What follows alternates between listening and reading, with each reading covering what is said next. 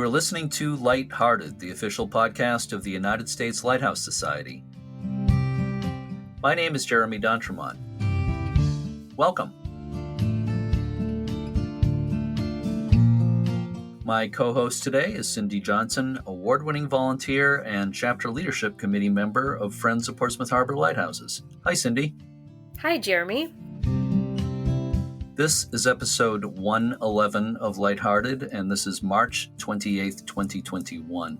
Today we're going to talk about two lighthouses that are located at opposite corners of the United States, Patos Island Light in Washington State and Cape Canaveral Light in Florida.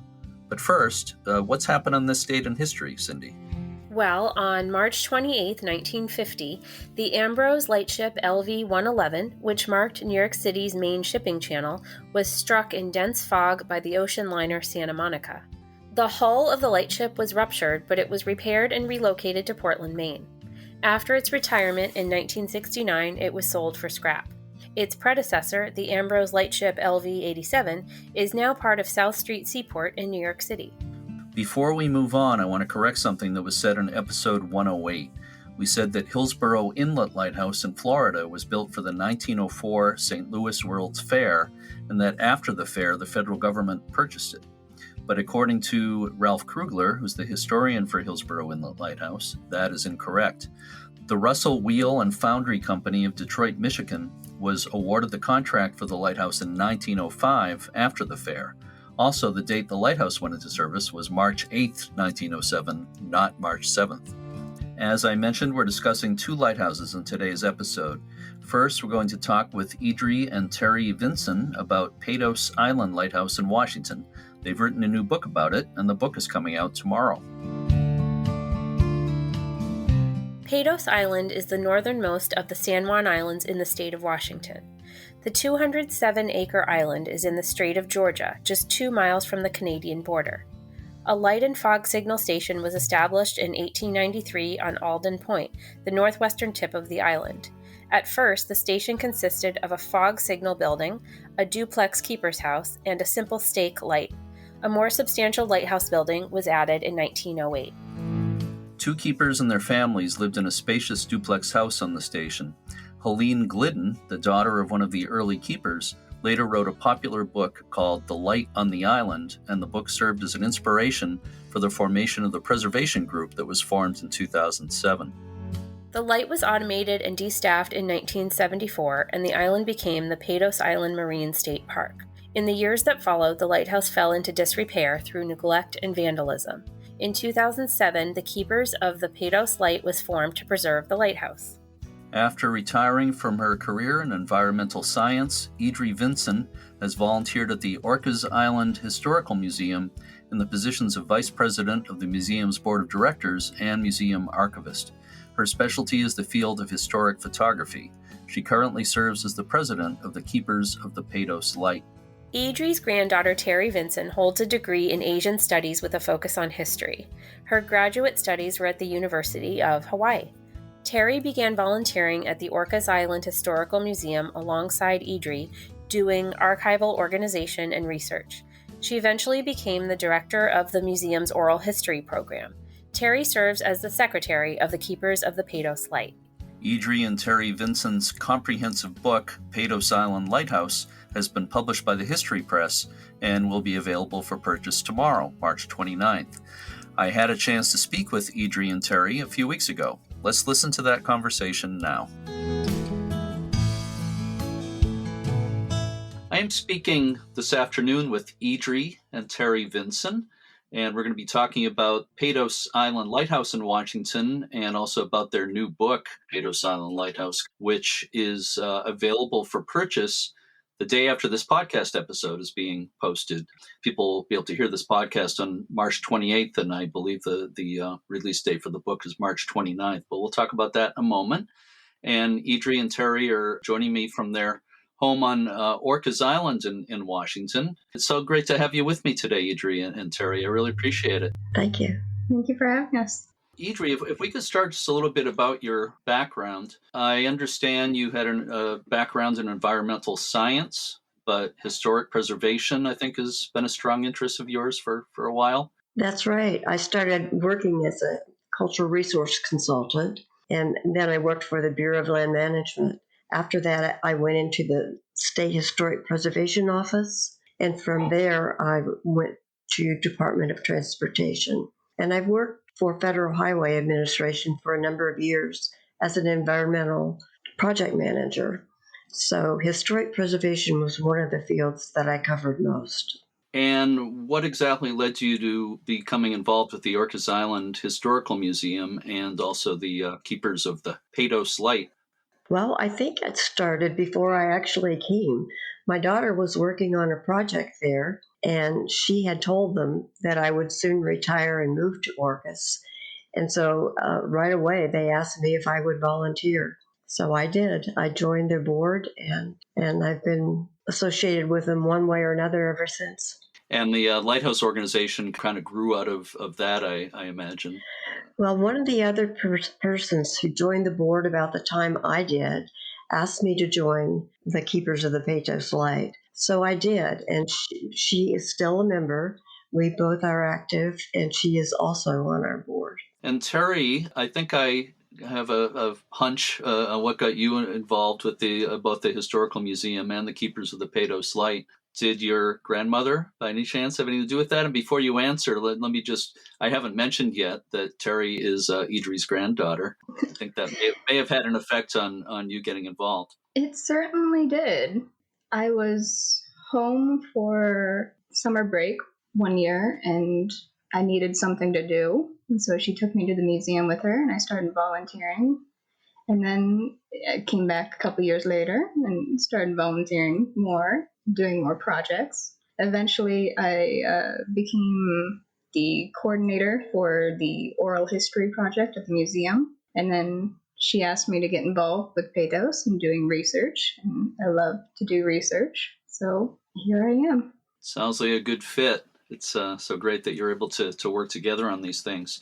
This is a question again for both of you. The light station on Patos Island is very well documented with lots of facts and photos. I'm amazed at how much material is in your book, how many images are in there, as well as all the factual history. How were you able to find so many photos? We made a trip down to the Northwest Coast Guard Museum and began our collection right there. In fact, they would send photographs to us every time they found anything they thought we might use. And then we contacted everybody we knew and asked for photographs. But then they just started coming in, and they came from people we'd never heard of before. So we got a lot of photographs that we did not expect. How did the book project on Patos Island Lighthouse come about in the first place? We had a trip to Washington, D.C. to the National Archives. Well, Terri photographed all of the log books so that we had everything that they had written from 1893 all the way to 1933. And we had just done a lot of work writing little articles for the newspaper here. And Nick Teague, who was Bureau of Land Management recreation planner, kept asking us to write it in a book. And so finally we did. Well, I'm glad you did. I'm sure a lot of people will be glad you did. If we could go back to just a real basic question here, how did Patos Island get its name? From the Spanish explorers. It's named for the ducks. Are there ducks there? There's not a lot of ducks, but over in Blanchard Cove, there is a rock that is exposed at low tide that looks very much like a duck. Let's talk about the history of the lighthouse. Why, and this, either of you can certainly answer this, why were lighthouse and fog signal needed so much at Patos Island? Historically, there were some very bad shipwrecks there, along the whole area. It's very dangerous, quick-moving waters. The John D. Rosenfeld, I think, was one of the major wrecks that happened just before, about 3 years before the lighthouse was built. And also the Zephyr was coming from one of the islands in the Gulf Sound, and it crashed on Maine, and it was carrying the limestone columns that went to the San Francisco Mint. So with those major wrecks, everybody just thought they needed a lighthouse, and certainly they did. The Canadians built theirs first, right across the way at Alden Point. just opposite Alden Point on Saturna. So it started as a fog signal station with basically a small stake light. First of all, is there a lot of fog in that area? I imagine there is. A lot, yes. Certain times a year when it's more foggy than others? Especially in the wintertime, it's more foggy, and in the spring. And why was the original stake light replaced by a more substantial lighthouse building in 1908? That, I think, it had more to do with it being a government ship that ran aground right in front of the lighthouse. And they had to put boards under her to keep her afloat until the tide came back up again. And so after that, I'm sure they complained loud and long. And so a lighthouse was built that replaced it. So we had a lighthouse just like the one over at Saturna. So let's talk a little bit about the human history of the place. I'm wondering how isolated it was for families there. Was the Patos Island station, would you say, kind of a comfortable place to live, or how was it for the families there? In the wintertime, the logbooks don't show a lot of people coming and going.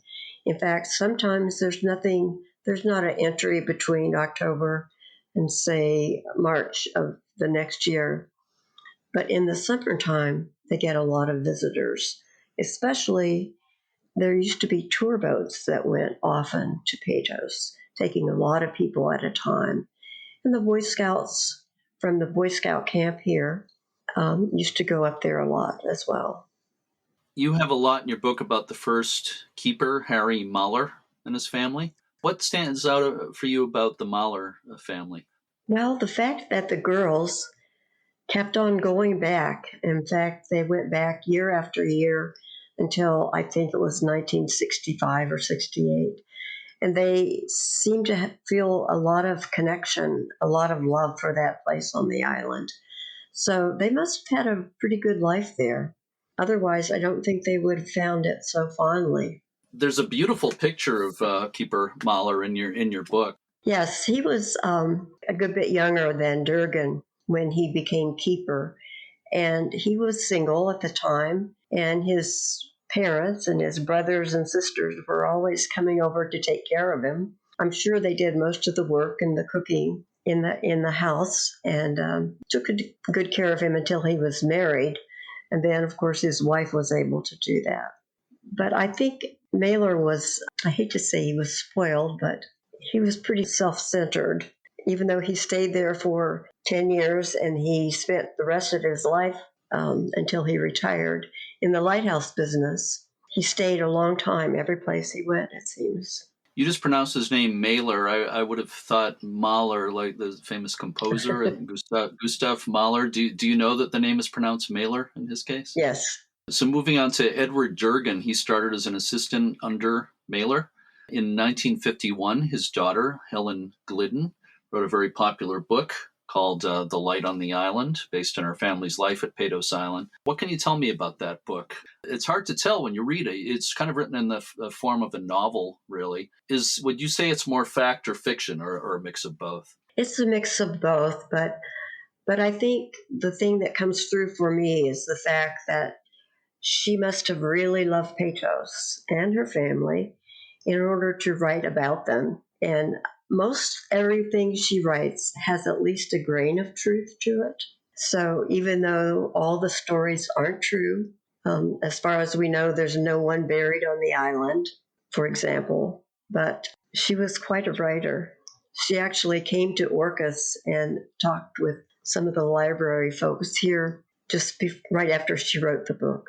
Which was, I think, 1951. Is that when it was published? Yeah. But it's, I believe there's a much more recent edition that's come out. Did the Lighthouse Group had something to do with that? Yeah, in 2018 was the 125th anniversary of the lighthouse construction. So we had an anniversary edition put out, and I wrote a beginning for it. Mm-hmm. And we put a lot of our own time and energy into it, including a lot of the photographs that we had gathered. I wonder if there's anything else related to the keepers and families who lived there for so long, anything else that kind of stands out in your mind? Well, I think often about the fire that Dale Nelson was able to put out. He was there twice, and in his first term in the 1950s, there was smoke in the lighthouse, and he followed it to a source and found that there was a fire in the roof, and he put it out. And I think when Terry and I were at the National Archives, we ran across some of the books that were burned through to the point that we couldn't even open the pages. And that Wow. probably came from that fire. So I'm just so glad and so grateful that he did get the fire put out and that we have a lighthouse now to take care of. Yeah, I guess so. Wow. The lighthouse got a fourth order Fresnel lens when it was built in 1908. Where is that lens now? That light, you could see for 7 miles, had 40,000 candle power. So it was a very beautiful light. As far as I know, it is at the Gibbs daughters lighthouse, which is built like a lighthouse, but it's mainly an exhibit that Gibbs himself had brought together all the collections of everything. And I don't know how he had actually got it out of the lighthouse. There's no record of how it was actually taken out. So this is for people who might not know or listening, that we're talking about Jim Gibbs, who was a former lighthouse keeper himself and an author of quite a few books about, mostly about Pacific Northwest. He was one of my favorite lighthouse authors, I would say. There was a really beautiful duplex house on the station for quite a few years. And very sadly, that was demolished in 1958.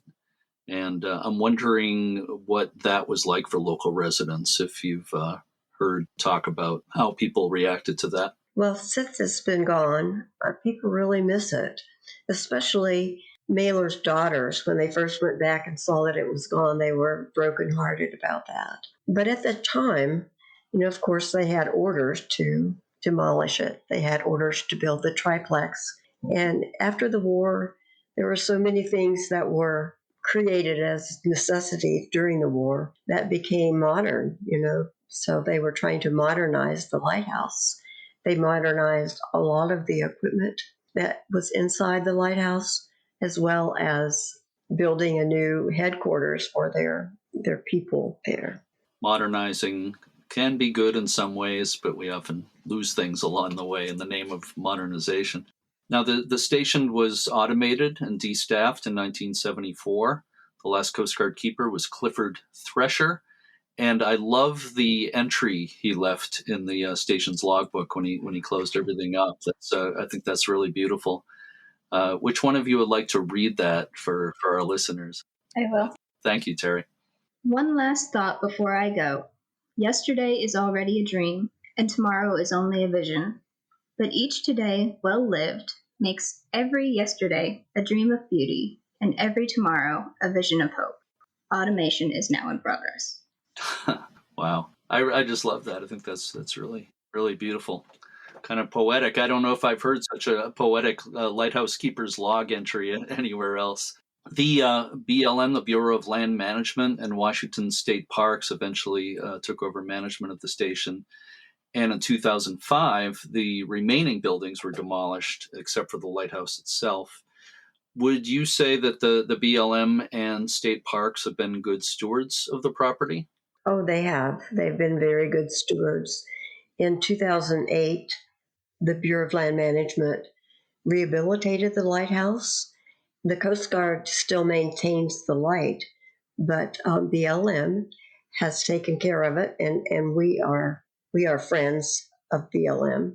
And State Parks, who operates the campground there, and they take us all out to the island all the time, to work on it, to clean it up, clean the grounds.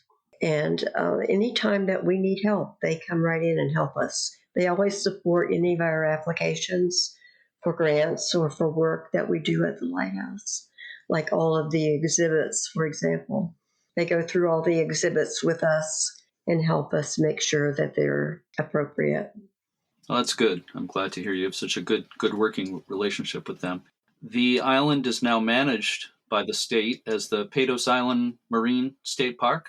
Did I have that correct, that name I just said? That's right. Mm-hmm. Okay. And what kinds of things are there for people to do in the park besides the lighthouse? Well, it's a beautiful place to just unwind and relax and unplug from the modern world. There's a lot of camping in the campgrounds, and there's some beautiful hike.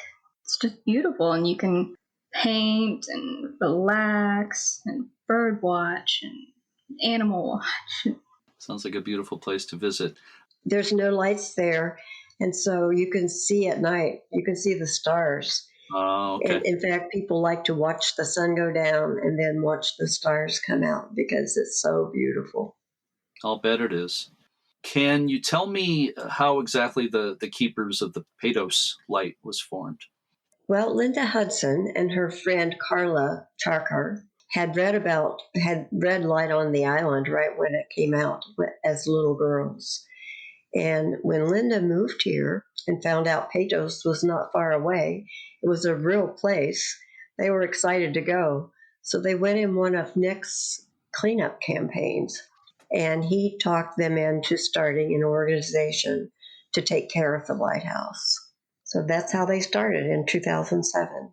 Wow. And what are some of the things the organization has accomplished since then?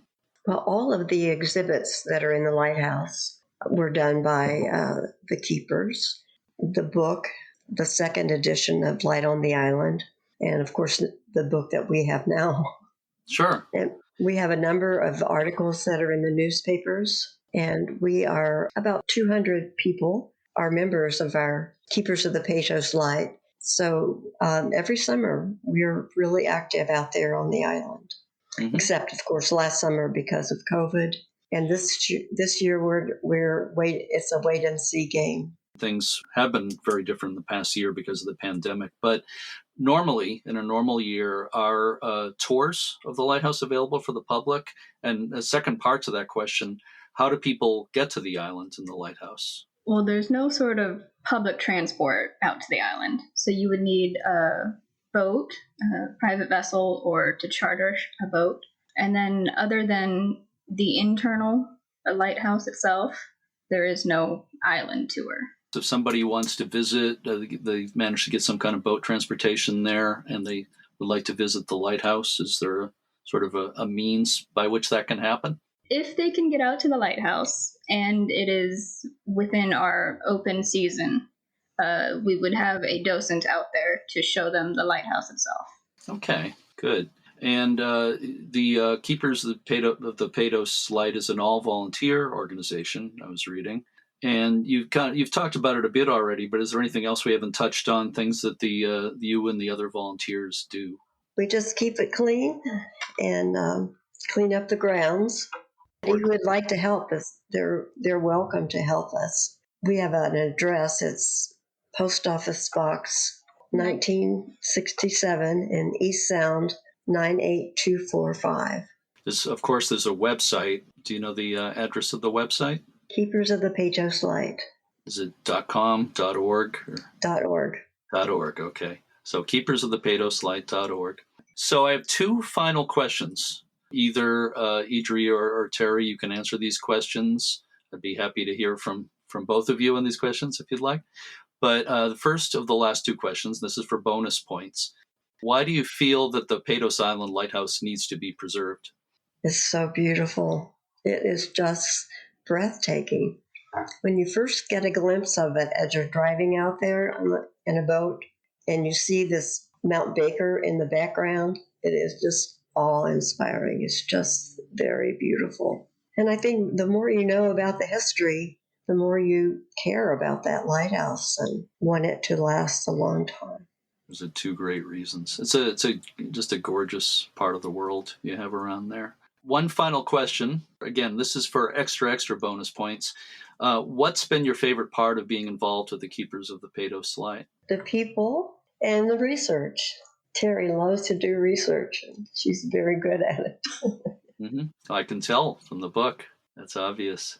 And let's finish by talking a little bit more about the book. Again, it's beautiful and published by the History Press, right? Yes. It's a really nice-looking book with just very comprehensive history and lots of great photos. As I said, I'm just so impressed you were able to find so many great photos of the human history there. I think it makes it one of the better documented light stations that I know about. So the book is coming out tomorrow. This we're actually recording in early March, but people will be hearing this near the end of March, on March 28th. This will be released, this episode of the podcast, and the book is scheduled to come out the following day, March 29th. And I assume it'll be available through Amazon and other online booksellers, and probably also through the Keepers of the Patos Light website, I would guess. Yes. So it's not going to be hard to find, and I'm sure a lot of local people will want it. I have no doubt about that. But there's a lot of lighthouse buffs out there who are just always looking for good new lighthouse books. So I recommend this one very highly. I think it'd have a good place on the shelf of any lighthouse buff.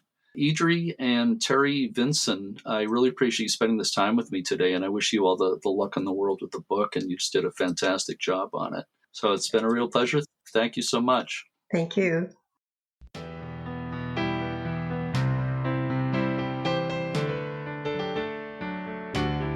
To learn more about the Keepers of the Patos Light, visit keepersofthepatoslight.org. That's Keepers of the Patos Light.org. And you can buy the new book, Patos Island Lighthouse, from Amazon and other online booksellers. Next, we're heading down to Florida. Cape Canaveral, on Florida's east coast, midway between Jacksonville and Miami, is best known as the home of the Kennedy Space Center, the hub of the nation's space program. Humans have occupied the Cape for at least 12,000 years, and the name Canaveral, from Spanish for reed bed or sugarcane plantation, is the third oldest surviving European place name in the U.S. Dangerous shoals around Cape Canaveral were a constant threat to mariners, leading to the establishment of a lighthouse in 1849. The original brick tower was 65 feet tall. There were complaints that the lighthouse wasn't tall enough, leading to a decision to build a new tower in 1859. The Civil War postponed construction, and the second Cape Canaveral Lighthouse began service in 1868. The 151-foot tall tower was made of cast iron from a foundry in Cold Spring, New York. Testifying to its navigational importance, a large and powerful first-order Fresnel lens was installed in the lantern. The white lighthouse tower was given its familiar 3 black bands and 3 white bands in 1873. Concern over erosion led to a decision in 1893 to relocate the lighthouse away from the beach to a new location 1.25 miles inland. The tower was dismantled and the pieces were moved on a tram pulled by mules. The original brick lighthouse was blown up to provide material for a foundation at the new location. The lamp was lit at the new site in July 1894. Over its 150-year history, Cape Canaveral had only 9 principal keepers, with Mills Alcott Burnham and his descendants keeping the light burning for a total of 80 years. The light was automated, and the last keeper left in 1954. The Air Force became the owner of the automated lighthouse in 2000, with the Coast Guard continuing to maintain the light. Then, in 2002, the Cape Canaveral Lighthouse Foundation was formed. Rear Admiral Jim Underwood, U.S. Coast Guard retired, graduated from the U.S. Coast Guard Academy and then completed a master's degree in public administration at Harvard University. His years in the Coast Guard included some time as the commander of the 17th Coast Guard District, overseeing operations in Alaska and the North Pacific. His military awards include the Coast Guard Distinguished Service Medal and 3 Legion of Merits. He's now the past president of the Cape Canaveral Lighthouse Foundation. Becky Zingarelli is a Navy veteran, and she's had more than 35 years in business, program, and project management. Among many credits, she served as a consultant to the Department of Homeland Security, as the collections manager and assistant curator at the Veterans Memorial Center Museum in Brevard County, Florida, and as a consultant to Keep Brevard Beautiful. She's also a past president of the Museums of Brevard. She now serves as the Cape Canaveral Lighthouse Museum director. I spoke with Becky and Jim earlier this month. Let's listen to that conversation now.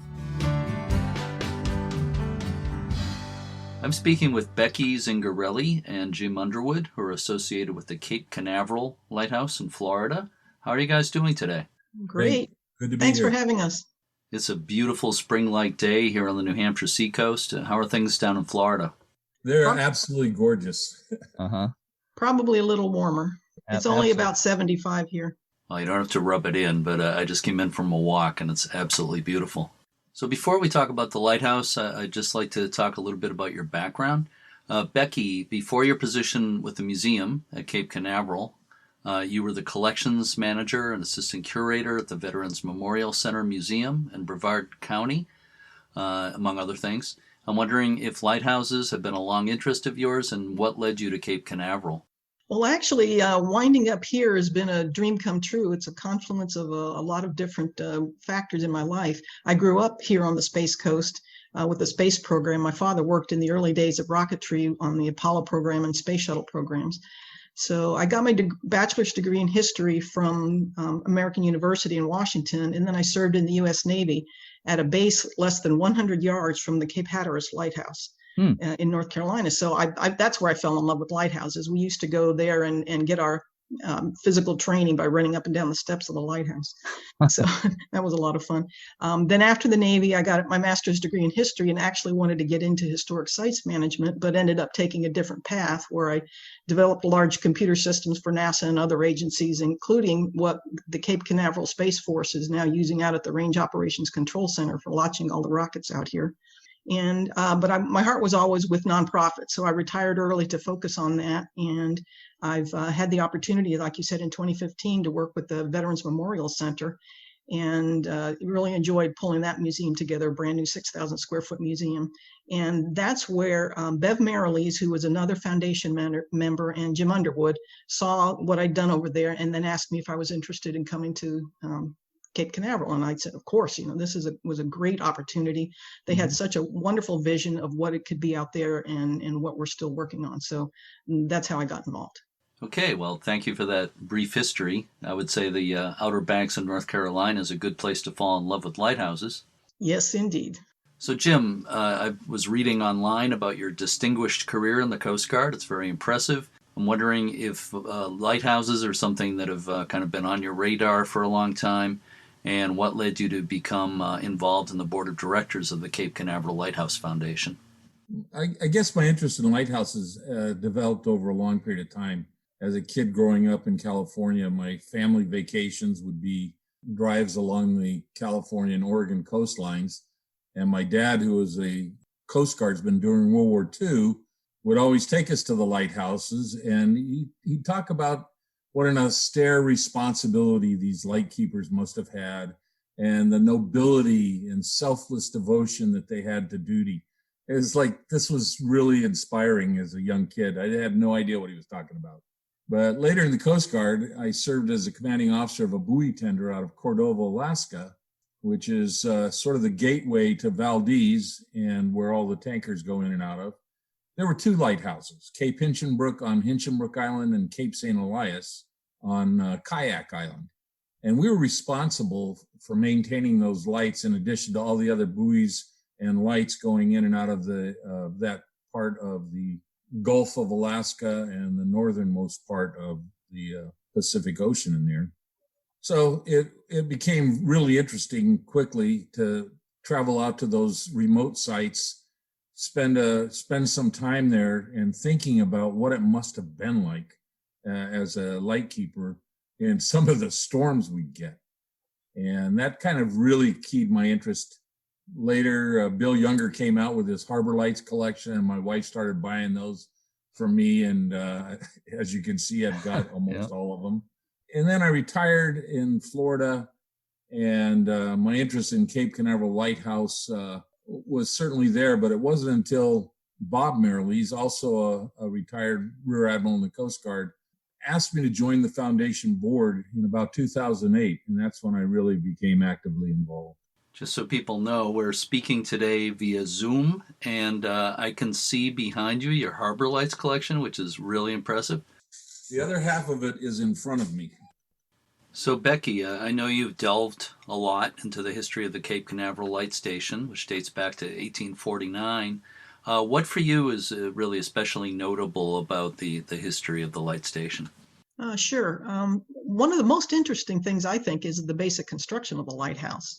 It's all cast iron, built in sections, and each section is numbered. And so you assemble it by matching the numbers together, sort of a build by number kit. And that has come in very handy when it was built in 1868 right along the ocean. But by 1893, the sea was starting to encroach so much, they decided to move it. So they were able to disassemble it, move it by mule a mile and a half inland, and reassemble it by the numbers. So that was pretty interesting.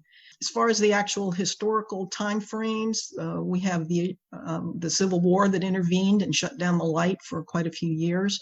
And there was a temporary light there for a little while before the 1868 lighthouse was actually built there. But like many other lighthouses along the coast, Cape Canaveral played a role in both World War I and World War II in spotting and reporting enemy submarine and naval activity nearby. So like in World War II, there were 6 merchant ships that were sunk in 1942 in the space of less than 6 months right off the coast. But U-boats were never spotted. We only saw the fires from the sinking ships. Mm-hmm. Also with World War II is one of my favorite stories is the Banana River Naval Air Station was a training center for bombing crews at that point. And it's now what is now Patrick Space Force Base, just a little bit south of here. But they had one of the bombing ranges was very close to the lighthouse along the river and a little bit inland. Well, one night in 1944, a student bombardier was practicing his first night bombing run, and he accidentally aligned his sights on the lighthouse instead of the lights of the bombing range, and he let his practice bomb go, and it actually exploded between the lighthouse and the Coast Guard building that was right next door. Fortunately, nobody was hurt, but except for the reputation of the bombardier. Wow. Well, it would have been a lot worse for him and for everybody if anybody was hurt. So exactly. Yeah. So I've read a bit about the human history there. There's some really interesting history of the keepers and families living there. It amazes me that there are only 9 principal keepers in the station's history. Am I right when I say that? That's true. And I think a lot of it is due to 2 of them were served for more than 30 years each. So that took up quite a bit of the time there. But a lot of it is because they were mostly all related over 80 years and many generations. So Mills and Mary Burnham, Mills was the third lighthouse keeper, the first to stay for more than a year. And he and his wife had 5 daughters beginning in 1853, and 4 of them stayed on the Cape, and 3 of those married men who either were or became assistant keepers. And one of them, the other one was married to a House of Refuge keeper nearby who was also the brother of a keeper. But I find one of the most interesting stories is how that started, because when Burnham became keeper in 1853, almost immediately, he asked for military protection because the Seminole Wars were raging at that time, and they feared for their lives. So he was sent a squad of 3 Army men to protect the lighthouse and his family.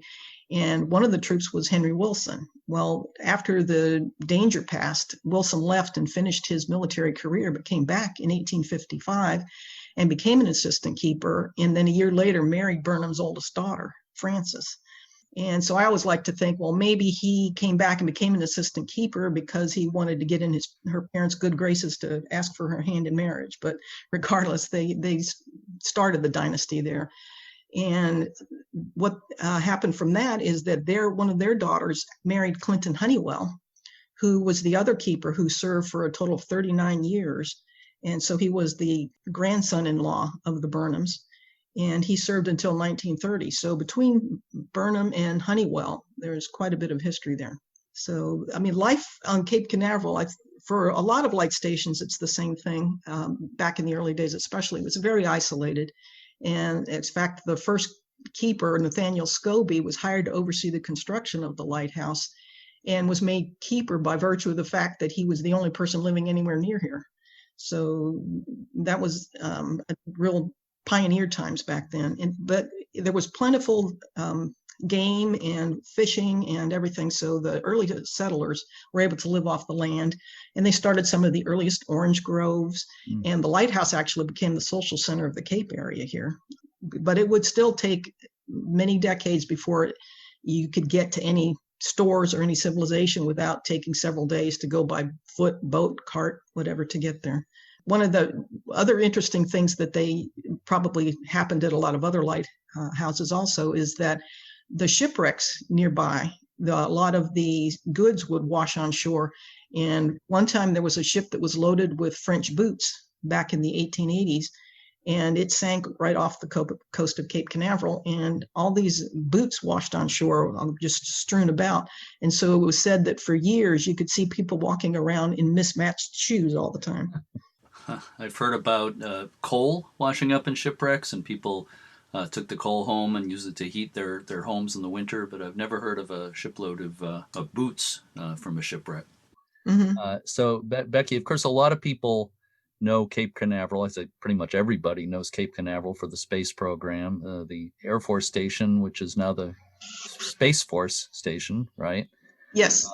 But I'm wondering, did being right next door to rocket launches have any effect on the lighthouse?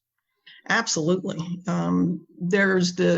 We'll get into in a minute about the effect it had on the Fresnel lens, but the early launch pads were actually within a mile or two of the lighthouse.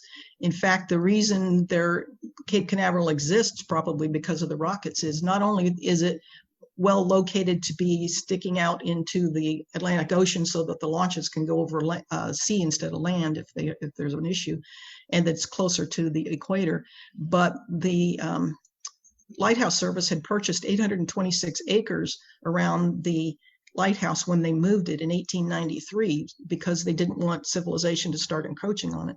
So having that government-owned acreage right there, so we think sort of clinched the deal to build the spaceport where they built it. And in fact, the early launches, Werner von Braun would occasionally watch the launches from the top of the lighthouse until security told them it was too dangerous to do so. But right now, by these years, it's become completely surrounded by the historic and the active launch pads. And we even have one of the newest pads is being refurbished for Blue Origin right next door to the lighthouse. And it's the Amazon's Jeff Bezos' company, and he's building a giant New Glenn rocket. And when that launches, we won't be able to be at the lighthouse at that time because it's so close. And in fact, now whenever SpaceX launches their rockets at their closer pad, or when anything comes back to the Cape, you can't be there either. But finally, in 1993, it became apparent that the vibration from these rockets was starting to take its toll on the Fresnel, our first order Fresnel lens on top of the lighthouse, and it was decided to move that. So it was replaced with a DCB 224 aero beacon at that time. But we just received news that the aero beacon was damaged, well, not damaged, but stopped working in mid-January. And the Coast Guard decided instead of trying to repair it, they would replace it with the newer Vega rotating beacon 25 LED system, which they hope to do sometime in March. And so we will have a new system up there that actually looks a little bit like a modern take on a Fresnel lens. Right. Mm-hmm. Yeah. Oh, that's neat. I've heard about those rotating LED lights. I think Oak Island in North Carolina just got one. I think that was the first in the country. So you'll be one of the first. Great. Yeah. So it's nice to get a rotating light instead of a flashing LED. Just doesn't have the same effect. So that's good news. But what did happen with the first order Fresnel lens? Where is that today? Well, fortunately, the Ponce Inlet Lighthouse Museum, that's just an hour or so up the road near Daytona Beach, was financially and technically able to take it and give it a very good home. They've got a beautiful building with a lot of other Fresnel lenses in their collection, and they've done a great job at maintaining it and making it available for everybody to be able to see. So it's not anything we're ever going to be able to get back here because certainly the pace of launches is increasing instead of decreasing. So we're happy to be able to have it so close where we can visit. Yeah, I was actually there a couple of years ago, Ponce Inlet. Beautiful lighthouse and incredible lens display there. And Cape Canaveral lens is one of the highlights of that. Didn't quite make it down to Cape Canaveral, but one of these years I hope to visit you there. So let's talk about the tours a little bit. I know because the lighthouse is on the Cape Canaveral Space Force Station, people can't just drive right up to the lighthouse. It's not that simple. They need to take part in an organized tour.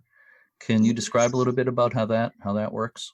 Sure. If they want to go to our website at canaverallight.org and go to our visit page, they can learn all about our visits. But as you said, unfortunately, you cannot drive your vehicle out there. The tours that we have are with professional tour companies, and they provide the information to the Space Force for security approval to bring each individual on board. So for that reason, you have to also reserve your spot at least 2 days ahead of time so that can occur. Right now, we have active tours from our Canaveral Tours provider, and they offer a Tuesday morning, Thursday morning, and Saturday morning 3.5-hour tour that spends about an hour and a half of that at the lighthouse, and the rest is spent on visiting the Space Museum and the space history areas around the Cape, as well as the Hangar C, which is right next to our lighthouse, which is an annex to the museum, which houses some wonderful artifacts that they have from early space days.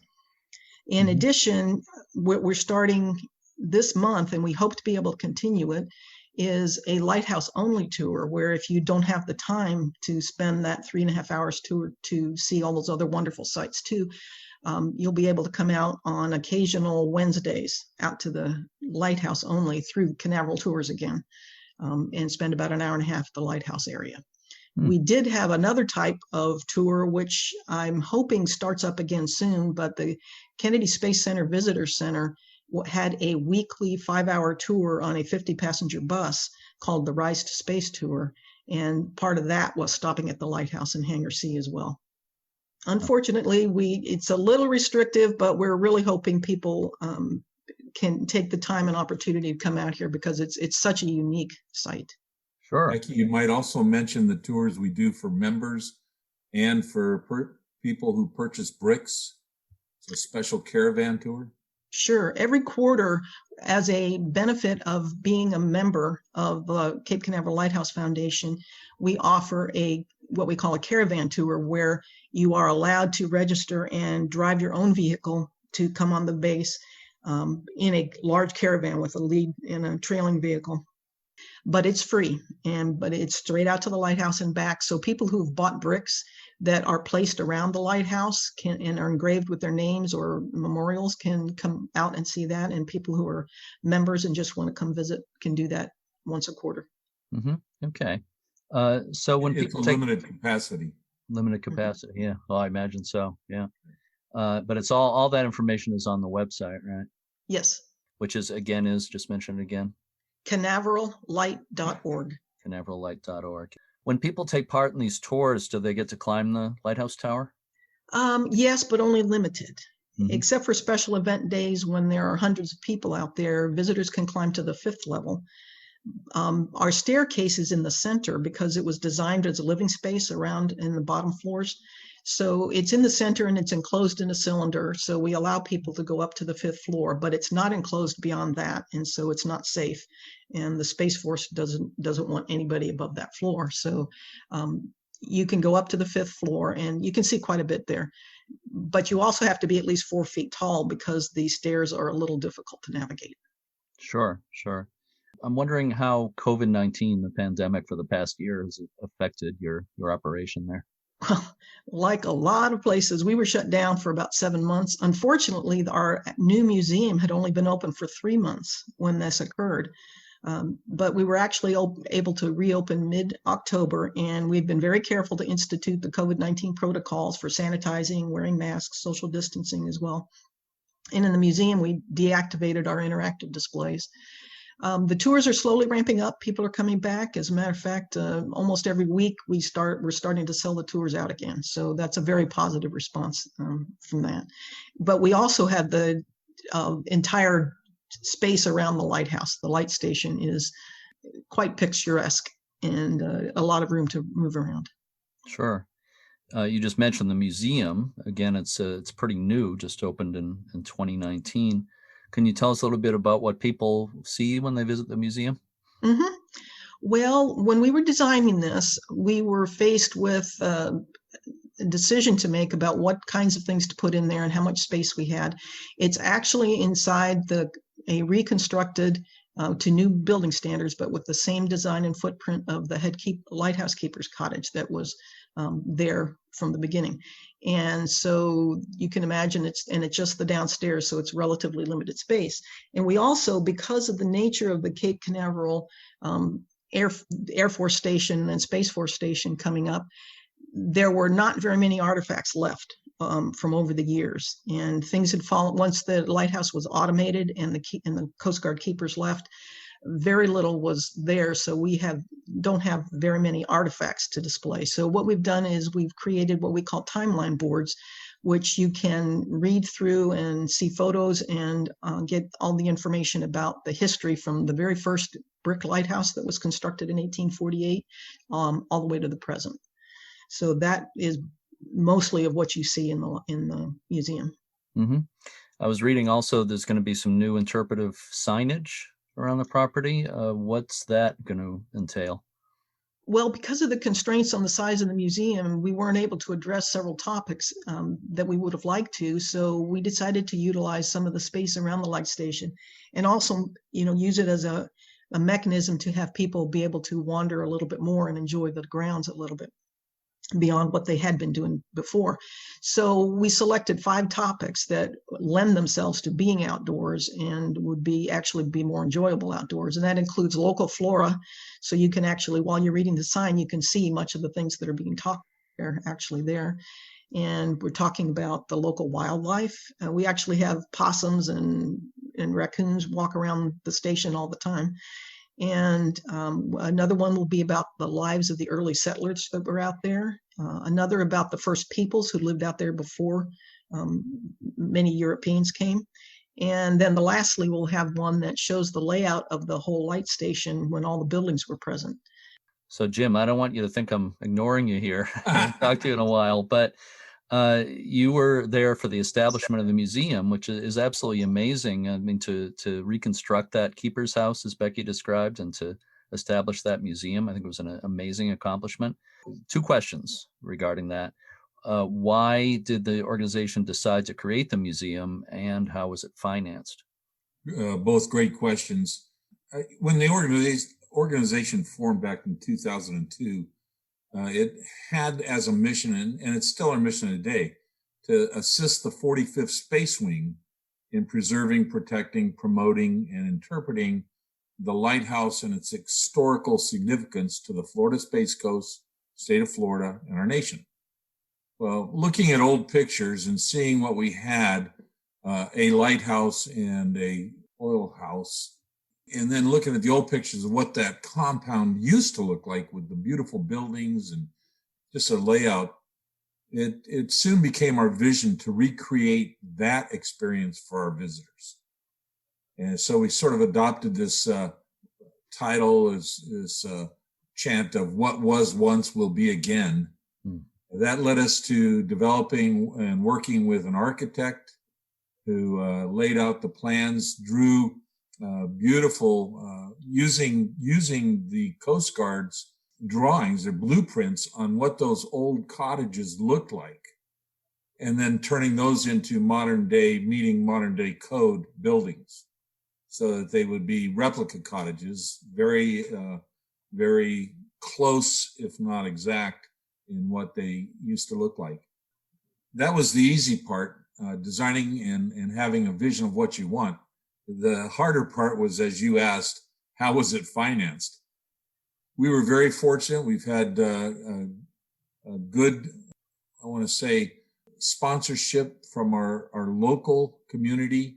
The Brevard County Commissioners, through the Tourism Development Council, provided us with a very large grant of $500,000. The state of Florida provided $250,000 of matching funds, and then our own organization contributed another significant amount so that we could start the construction of what would have been all 3 cottages, which is what we have the plans approved for. But the funding didn't support all 3 cottages. We were able to build the museum, which was the keeper's cottage, and a very modern and needed restroom facility that appears to like one of the old workhouses that was on the property. The other 2 cottages, the second assistant keeper's cottage and the first assistant keeper's cottage, still need to be built. The nice thing is, when we built the first cottage, which is our museum, we also prepared all of the underground work for the other two cottages, the electrical and plumbing, drainage. So that's all in place, and that's quite a bit of the expense. Now what we need to do is obviously build the above ground work that you can see and use. So I was reading about the planned expansion, and there's been some news lately. It's been in the press. Can you say a little bit more about that? What the plan? You said the two additional cottages, but maybe can you give a little more detail about what the plans certainly are? Can. We anticipate that it'll be close to the same amount to build the second two cottages as it was the first cottage, the restroom facility, and the underground layment work. Probably less than $1 million for these next two, but that's certainly our goal, is to raise $1 million. The work in the first cottage that would be completed, if we don't do them both at the same time, will be the second assistant keeper's cottage. It was a 1-story building, and we intend to turn that into an educational center. We already provide field trip programs that meet the state requirements for a history lesson for 4th graders out to the lighthouse. This, of course, was impacted by COVID, so we haven't been able to do it since then.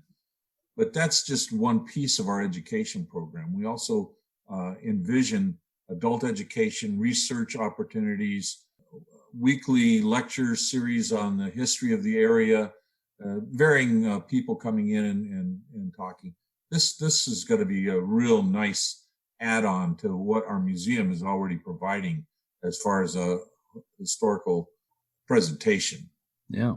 The third cottage would be the first assistant keeper's cottage. It's very similar in size and layout as the keeper's cottage.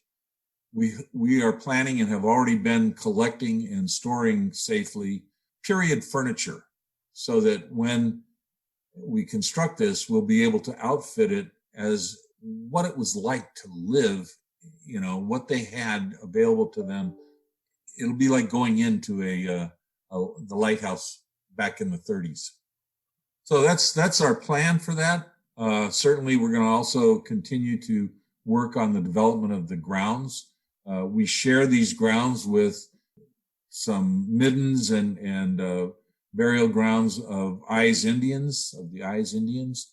And so we're always respectful of the archaeological aspects of our site, which is all part of what we're planning to bring forward in some of our future programs. I think you're developing that place into a real world-class lighthouse destination. And I was thinking about how the whole east coast of Florida is really a pretty amazing place for lighthouses. I mean, with St. It is, and we are impressed and fortunate to be part of that. Yeah. We look at the lighthouses along here and hope to join them in their world-class presentation. Yeah. If I could interject one thing. Sure. Along those lines, is that, as I was mentioning, we have very few artifacts. The St. Augustine Lighthouse and Maritime Museum was very, very generous and loaned us many lighthouse artifacts for our museum. Oh, that's great. Yeah, I was there a couple of years ago too, and that's those are both the ones you mentioned are both fun to visit. Yeah, Ponce Inlet, Hillsborough too. There's a whole bunch on the East Coast. There are. Yeah, it's got to be a prime destination for any lighthouse buff. So you've mentioned the website a couple of times. Is that the best place for people to go if they'd like to learn more or make a donation to the organization? Jeremy, we make it very easy for people to help support us. That's got to be the trick. We just revamped our entire website. It's so convenient, easy to work with. When you open up canaverallight.org, on the very front page at the top, there's a blue box that reads "Support Us." You click on that, and there are many ways to support the lighthouse in donations, becoming a member, becoming an annual sponsor, just being a purchaser of a brick or one of the benches that we have available. These are fundraising programs.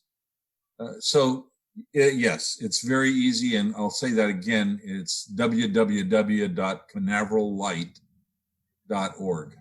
Yeah, it's a beautiful website. I've been looking at it lately. So I have a final question for each of you. This is for bonus points. So I don't know who wants to take this first.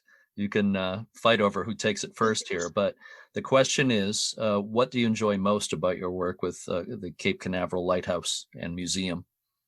Becky, you want to go first? Sure.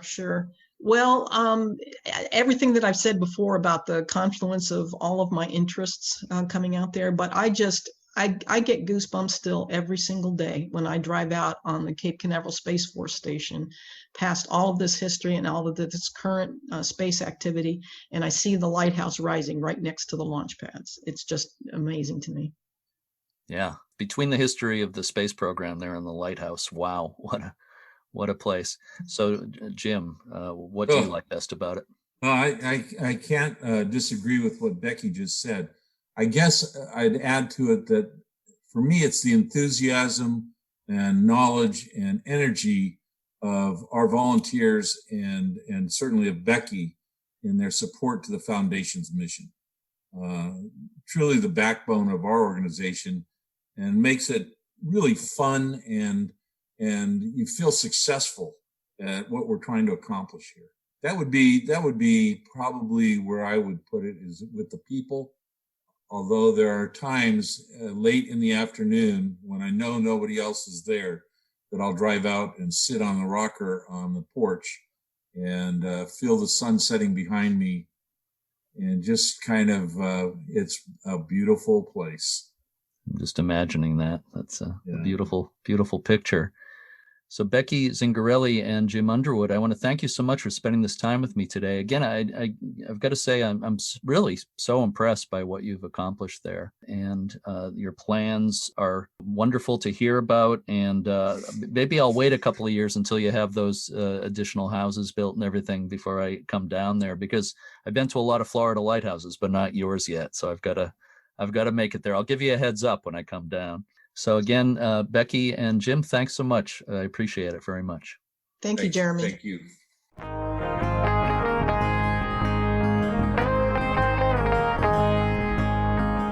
Thanks again to our guests, Edrie and Terri Vinson of the Keepers of the Patos Light, and Becky Zingarelli and Jim Underwood of the Cape Canaveral Lighthouse Foundation. And thanks, as always, to everyone with the U.S. Lighthouse Society. Check out uslhs.org to find out more about all the things the Society has to offer. Thank you, Cindy. And to everyone, as always, we thank you for listening and keep a good light. Everywhere I go, I'm gonna let it shine. Everywhere